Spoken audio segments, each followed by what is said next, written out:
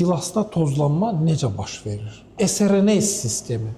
Yəni nədir bu SRNS sistemi? Fərz eləyək ki, bu çiçəyimizdən gəldi bu dişicik orqanına bir tozcuq qondu buraya, arı gətirdi, ya tozla, havanla gəldi, bu tozcuq qondu. Bu tozcuq həmən bu dişicik orqanında başlayır boru buraxmağa. Baxın, buraxır. Gəlir, burada yumurta hüceyrəsi var, onu mayalandırır.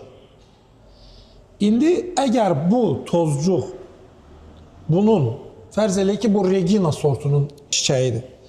Əgər Regina sortu da bilirik ki, 2 dənə xromosom allel koduna malikdir, S1, S3.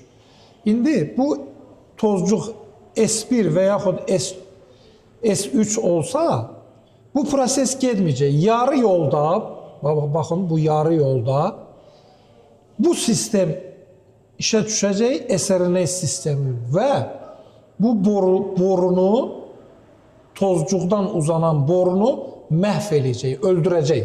Bəli. Belə bir sistem. Yox, əgər bu borunun üzərinə fərz eləyək ki, zirayət sortunun S12 tozcuğu qonsa və buradan boru buraxsa, gedib yumurtalığı, yumurta hüceyrəsini mayalandıracaq və meyvə əmələ gələcək. Bəli.